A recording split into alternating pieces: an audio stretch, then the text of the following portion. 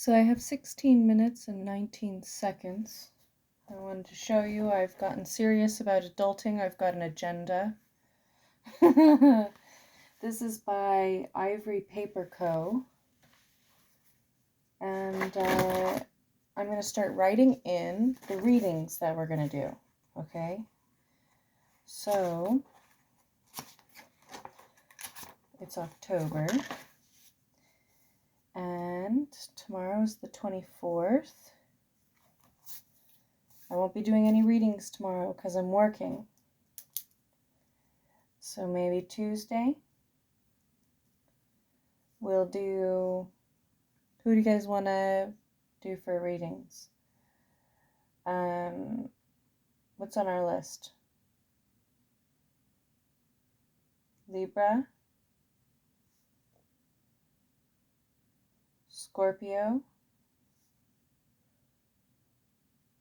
Sagittarius. I know I spell my own sign wrong constantly. I should take a little bit of extra time to memorize the proper spelling, but... And Capricorn. Libra, Scorpio, Sagittarius, and Capricorn for Tuesday. Wednesday is Elijah's birthday, so we're not going to be doing any videos. Oh, and Wednesday, the 26th, is also the day you can go into any bookshop and request they order in a copy of Jesus Loves Your History, a book. You can go ahead and order it. It's $22.22 paperback. Or you can do an ebook through Amazon or wherever. I don't know, whatever does ebooks. Jesus Loves Your History. And $14.14 is the cost of that, so it's a bit cheaper. I personally love books, so I'm going to be buying myself a hard copy in November as well. Anyway, so Tuesday, Libra, Scorpio, Sagittarius, Capricorn. Thursday, we'll do what's next? Aquarius, Pisces. I know I spelled that wrong too.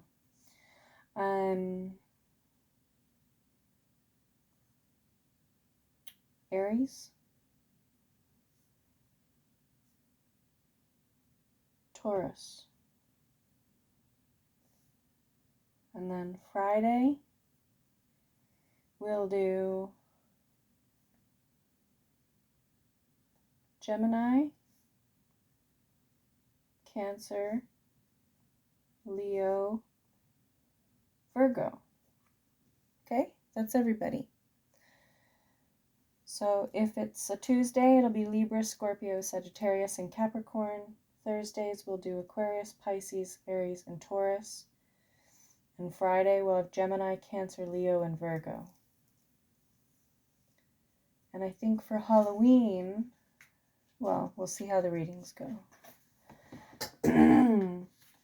But we can try to maintain that as much as possible. We shall see. December's going to be quite busy for me.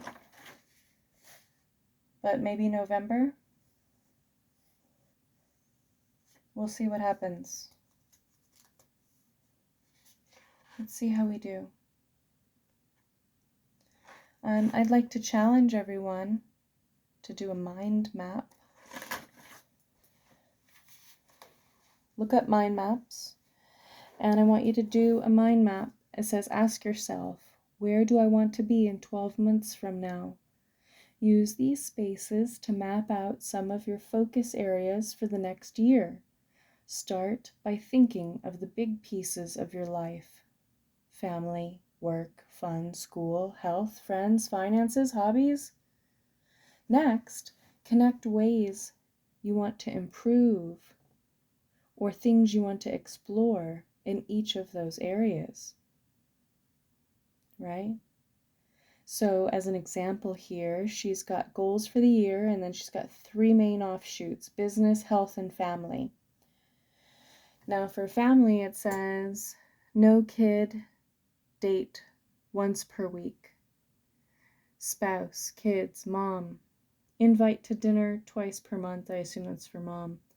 Call every 3 days minimum. That's for mom. Kids, book every bedtime and play one new activity per week. And for your spouse, no kid date once time per week.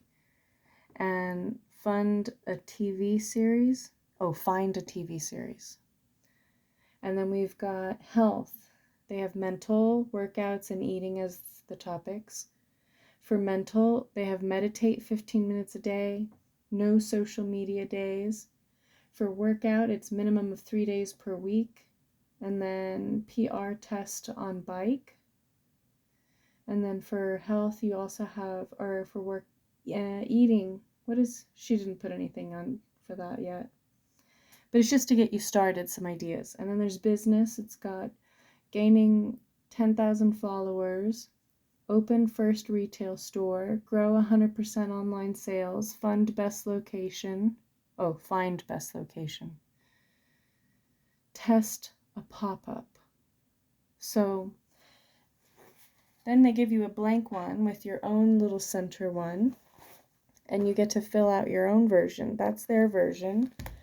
And then you make your own, right? You can draw pictures and connect the dots with lines or whatever, but I challenge you to do a mind map, right? Do a mind map for your goals for this coming year. Start thinking about it now, right? Start pre-manifesting. Manifest the manifest, you know? Okay. Well, let's pull a few cards because we've got, 10 minutes? No, less than that. 9 or something. Why is this funky?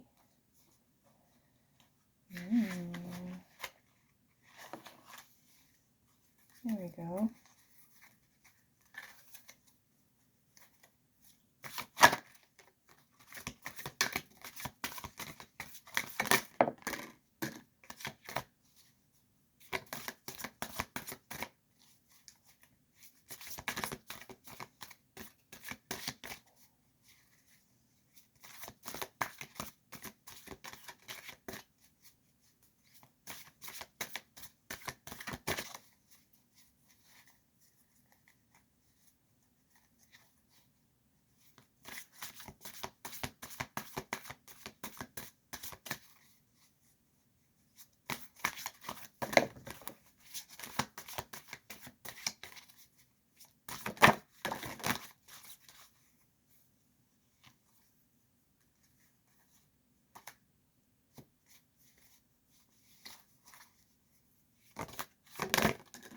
A lot of air energy on the board.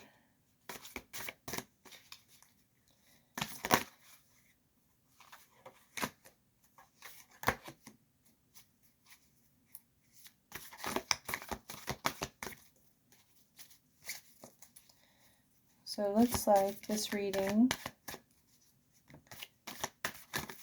is focused around someone feeling a lack mentality, right? Not feeling like they have much. Ace of Pentacles in reverse. Not feeling very strong. Strength in reverse. You know? It's like you feel like you got nothing to hold on to and you don't want to keep going. You're just tired. Damn, I know how that goes. You're feeling really uncertain. What you do know is that your heart's not broken anymore. You've released a lot of burdens and you're healing now. The stress is starting to kind of fall off, which is nice. And you're focusing on your Pentacles. You're focusing on comforts.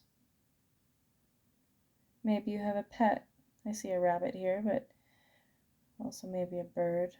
But I see you putting a lot of love and energy into something that looks up to you. And I say something because I think it's like a creature.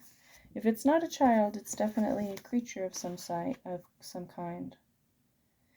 But the downside for you is you're feeling lackluster, like you're running out of ideas and you're feeling stuck. It's like, okay, well, I've let go of all these burdens, but I feel like I'm not getting anywhere, and I'm running out of steam, and I'm feeling stuck. Like, is this all there is? Eight of Wands. No, it's not all there is. You have somewhere to go. It's journeys. It's time for you to move. Whether that's spiritually speaking, in terms of changing your perspective, moving your mind, right, in a better direction, moving your body in a better direction, moving your soul in a better direction, moving your heart in a better direction. Three of Wands, preparation. This is preparing you for something. You have to make space for something in your life. If you're asking for something to come into your life, you need to make space for it. Like me, I have to learn how to take my own advice, which is, you practice what you preach, hopefully. But a lot of times people preach what they're learning the most. That's what they're focused on learning, so that's what they're teaching other people. And that's a good thing, right? I feel like this is preparing you for something major. Maybe you're going to be helping other people. That's why you have been stalled. God or the universe, whatever you want to call it, right, is allowing you an opportunity to take a time out. Now, there's not a lot of money in a timeout, right? There's not a lot of options in a timeout, but there is a lot of healing. Dark night of the soul is a moment for you to heal within. It's quiet and lonely so that you focus. You don't distract yourself with trying to take care of other people or work with other people or whatever. And then you get the inspiration. And underneath that is the Lovers. There's a commitment coming in, but it's first going to come out as friendship. Okay? With somebody who's going to appear like they're just a pompous ass.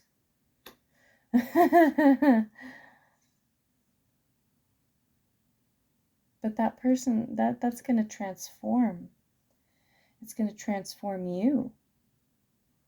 Or maybe this is what happened. You had a relationship, a loving relationship, a commitment with somebody who didn't treat you right, and now you've transformed. You've ended that.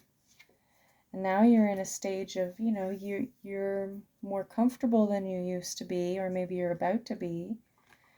Or maybe you were comfortable, but you were too generous, and that made you foolish. And you were so dedicated to this person, but it ended anyway. But that ending was a blessing, okay? It was a choice that needed to be made because you thought, it was like feeling like you had all these options, but really you didn't have any. All it was drama, drama, drama, tower, tower, tower. Someone stealing from you, like they literally took from you, and it was very sad. But guess what? There's a King of Cups here and marriage with the Empress. So your abundance is coming in the form of, a devoted, loyal, loving,